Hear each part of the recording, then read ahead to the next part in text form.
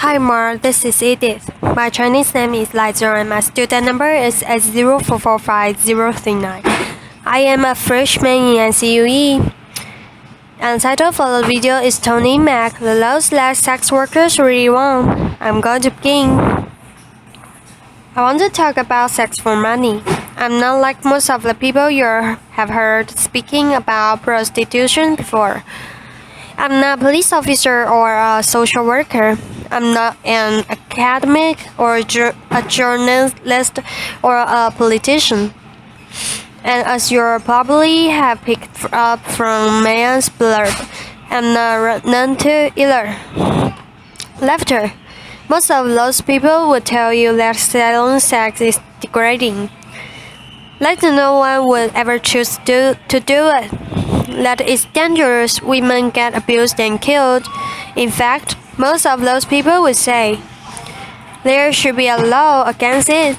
Maybe that sounds reasonable to you. It sounded reasonable to me until the closing months of 2009, when I was working two dead-end minimum wage jobs.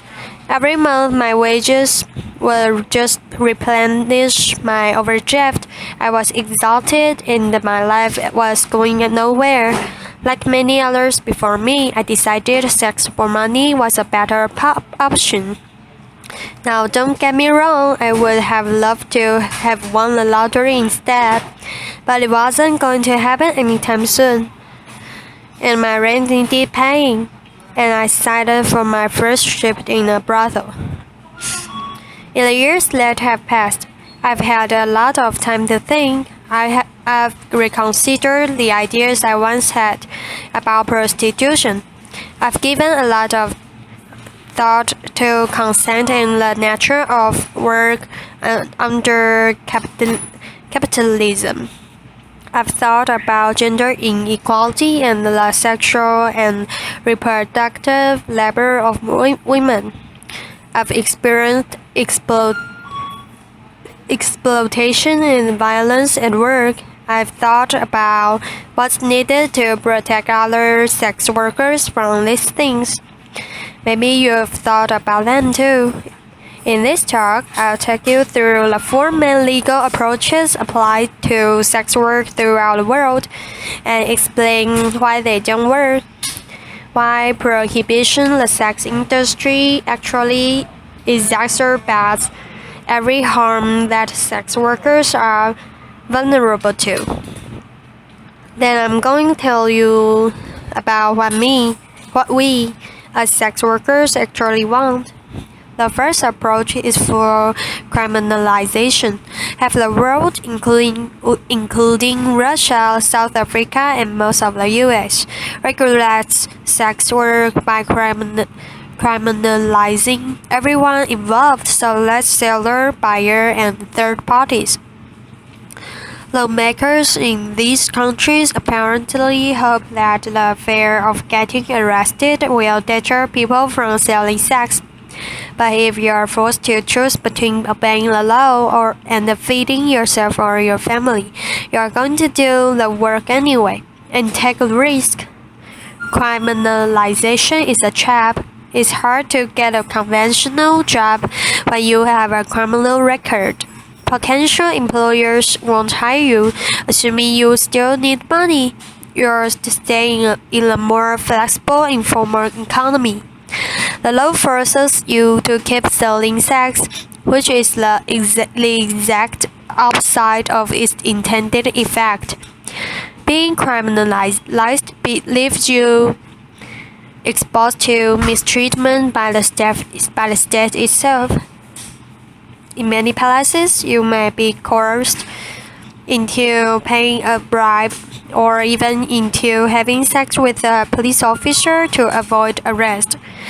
Police and prison guards in Cambodia, for example, have been documented subjecting sex workers to what can only be described as torture. Threats at gunpoint, beatings, electric shocks, rape, and denial of food. Another worrying thing, if you are selling sex in places like Kenya, South Africa, or New York, A police officer can arrest you if you're caught carrying condoms, because condoms can legally be used as evidence that you're selling sex. Obviously, this increases HIV risk. Image you knowing if you're busted carrying condoms, it'll be used against you. It's a pretty strong incentive to leave them at home, right?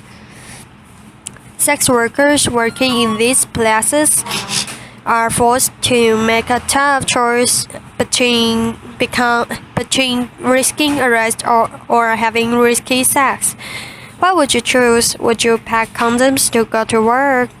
How about if you're worried the police officer will rob you when he got you in the van?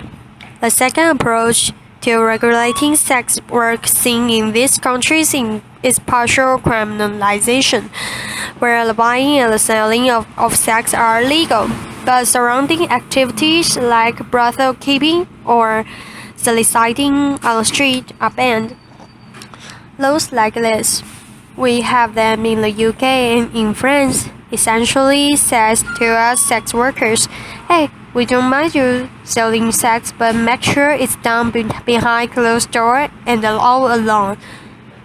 And brothel keeping, by the way, is defined as just two or more sex workers working together.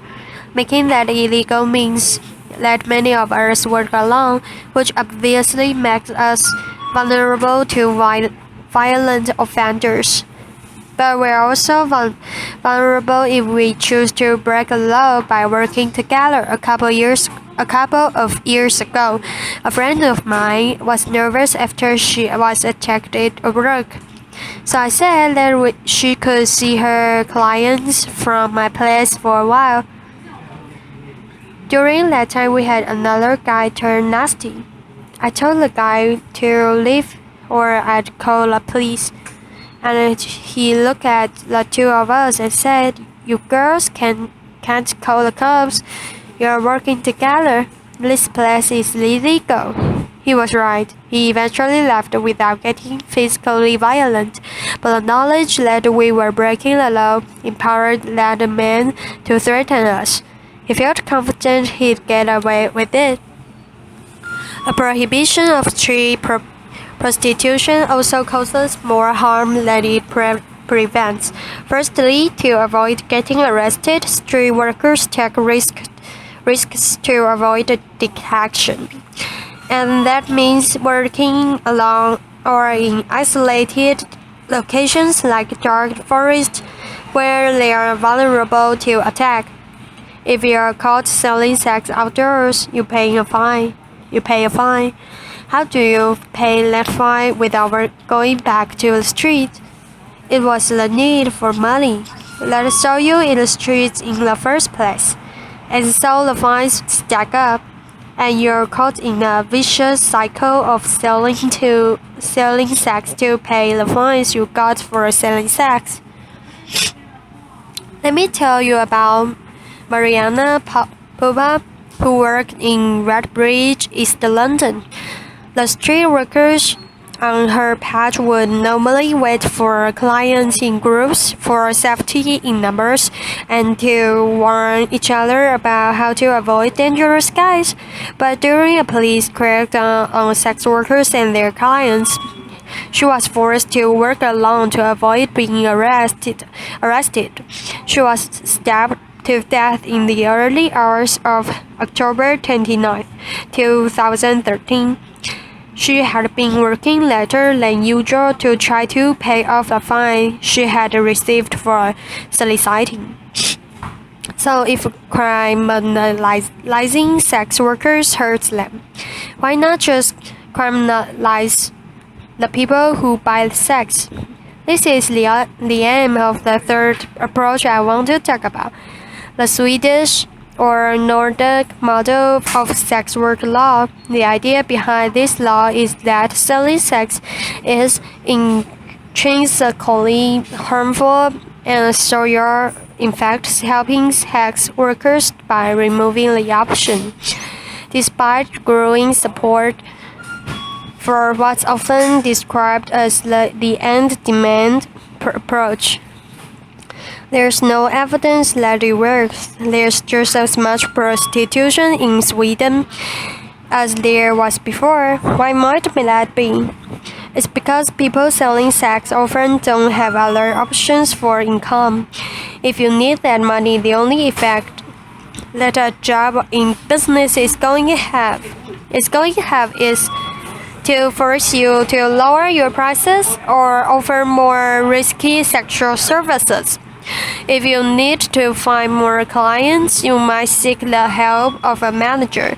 So you see, rather than putting a stop to what's often described as piping, a law like this actually gives oxygen to potentially abusive third parties. To keep safe in my work, I try not to take bookings from someone who calls me from a withheld number. If it's a home or a hotel visit, I try to get a full name and details. If I worked under the Swedish model, a client would be too scared to give me that information. I might have no other choice but to accept a booking from a man who is unchanceable if he later turns out to be violent. If you need their money, you need to protect your clients from the police.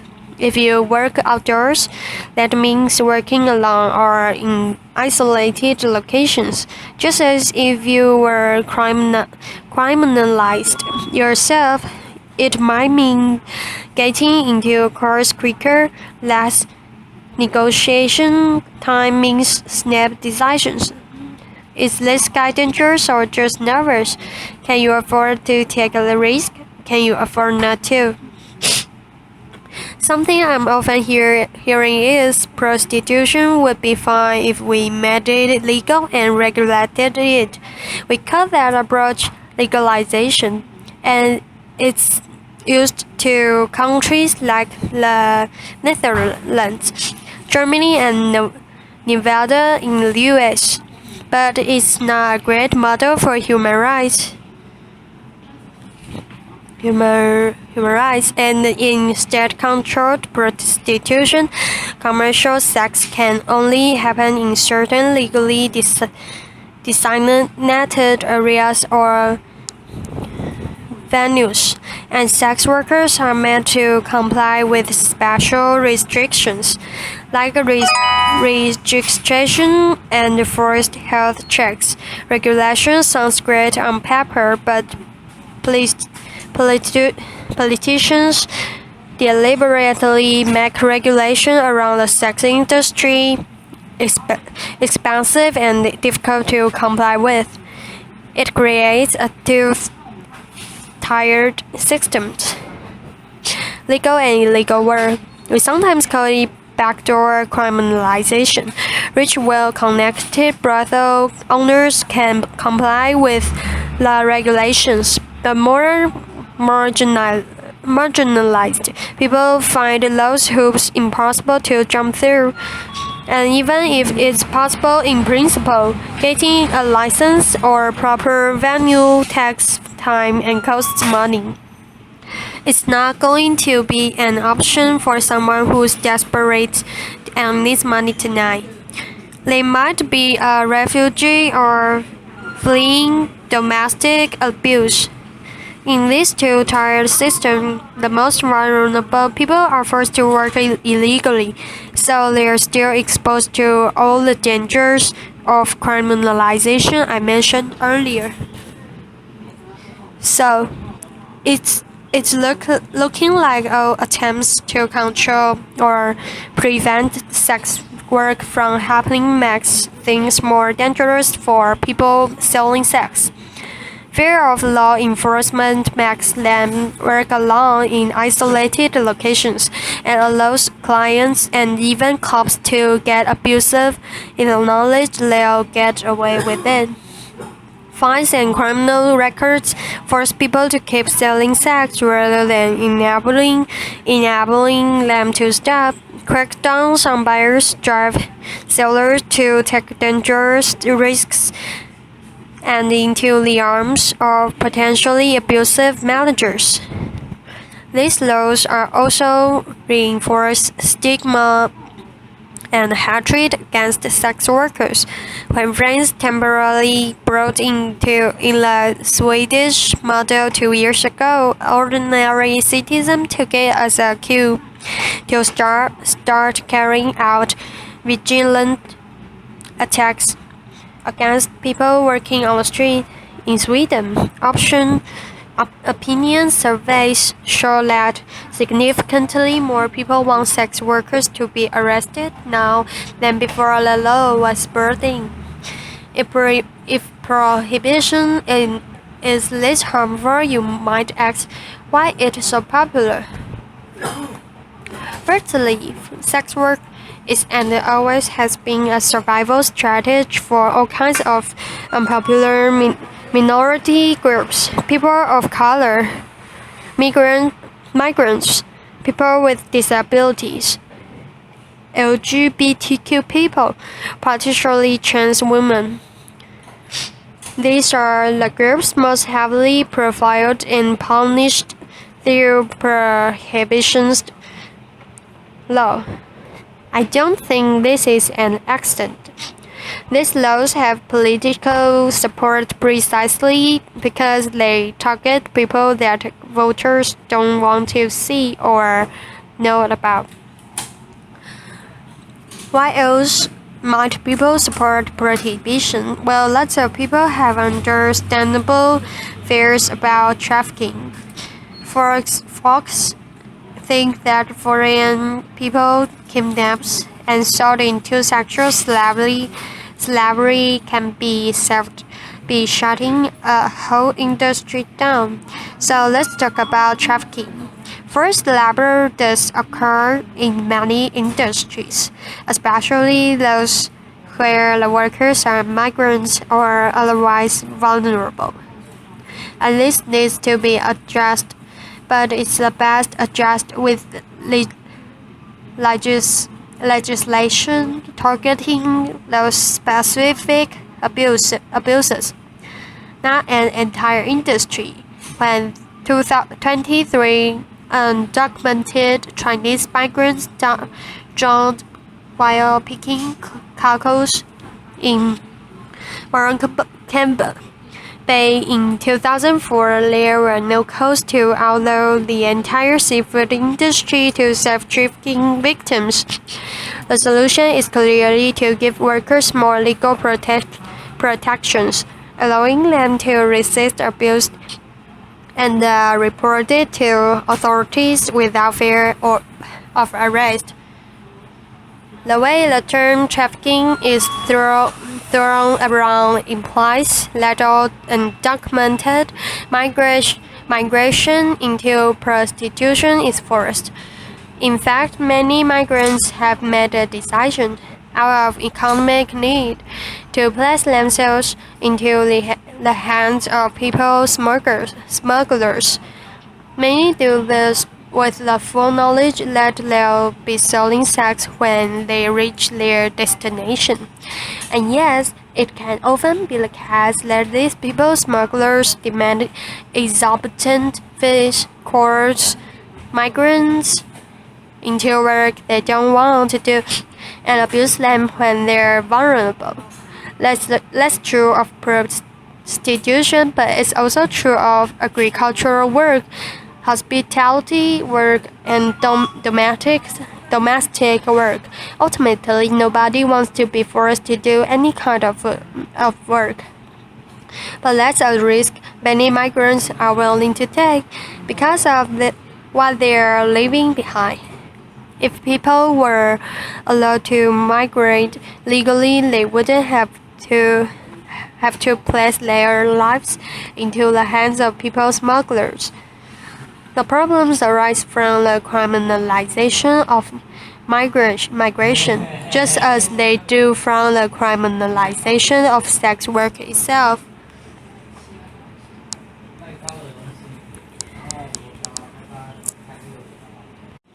This is a lesson of history. If you try to prohibit something that people want or need to do, whether that's drinking alcohol or crossing borders to or getting an abortion or selling sex, you create more problems than you solve. Prohibition barely makes a difference to the amount of people actually doing those things, but it makes a huge difference as to whether or not they are safe when they do them. Why else might people support prohibition? As a feminist, I know that the sex industry is a side of deeply entrenched social inequality.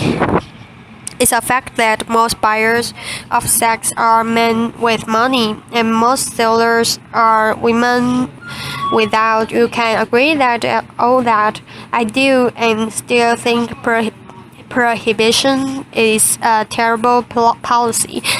In a better, more equal world, maybe there would be far fewer people selling sex to survive, but you can't simply legislate a better world into existence. If someone needs to sell sex because they're poor, or because they're homeless, or because they're undocumented and they can't find legal work, taking away that option doesn't make them any less poor or house them or change their immigration status. People worry that selling sex is degrading. Ask yourself, is it more degrading than going hungry or seeing your children go hungry? There's no code to ban rich people from hiring nannies or getting manicures, even though most of the people doing that labor are poor migrant women. It's the fact of poor migrant women selling sex specifically that has some feminists uncomfortable. And I can understand why the sex industry provokes strong feelings. People have all kinds of complicated feelings when it comes to sex, but we can't make policy on the basis of mere feelings, especially now over the heads of the people actually affected by those policies. If we get fixated on the abolition of sex work, we end up worrying more about a particular manifestation of gender inequality rather than about the underlying causes. People get really hung up on the question, well, would you want your daughter doing it? That's the wrong question instead. Imagine she is doing it. How safe is she at work tonight? Why isn't she safer? So we've looked at full criminalization, partial criminalization, the Swedish or Nordic model, and legalization, and how they all cause harm. Something I never hear asked is, why do sex workers want?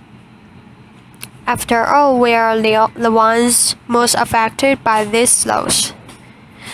New Zealand decriminalized sex work in 2003.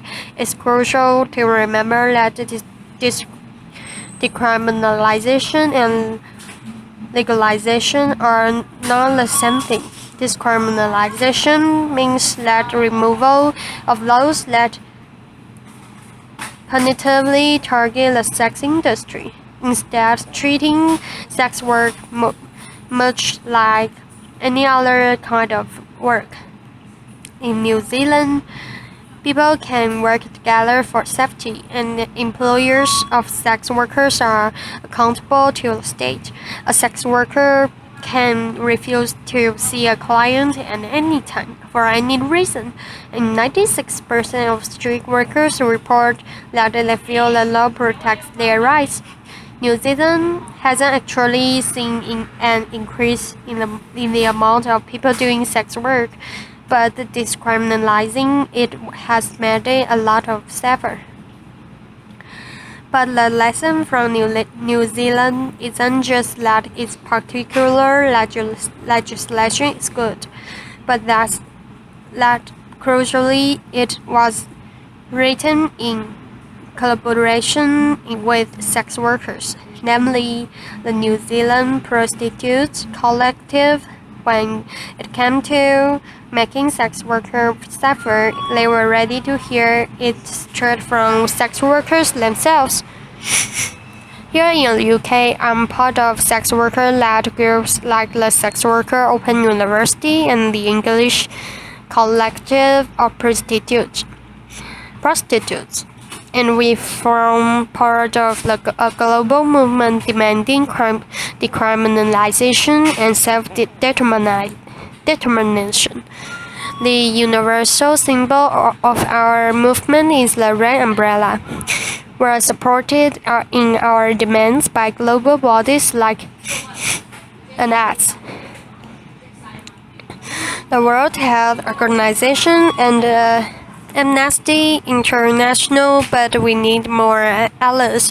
If you care about gender equality or poverty or migration or public health, then sex worker rights matter to you.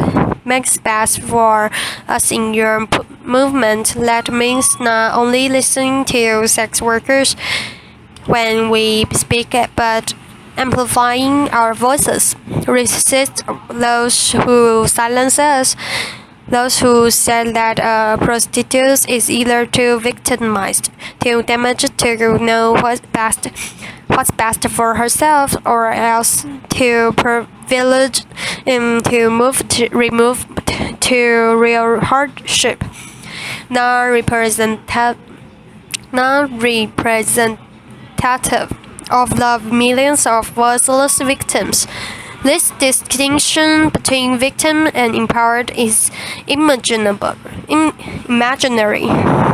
It exists purely to discredit sex workers and make it easy to ignore us. No doubt many of you work for a living. Well, sex work is work too. Just like you, some of us like our jobs. Some of us hate them. Ultimately, most of us have mixed feelings. But how we feel about our work isn't the point. And now others feel like our work certainly isn't. What's important is that we have the right to work safely and on our own terms. Sex workers are real people. We've had complicated experiences and complicated responses to those experiences. But our demands are not complicated. You can ask expensive escorts in New York City, brothel workers in Cambodia, street workers in South Africa, and every girl on the roster at my old job in Soho. And they will all tell you the same thing. You can speak to millions of sex workers in countless sex work-led organizations. We want full decriminalization and labor rights as workers. I'm just one sex worker in the stage today, but I'm spreading a message from all over the world. Thank you. Applause. Thank you for listening, Mark.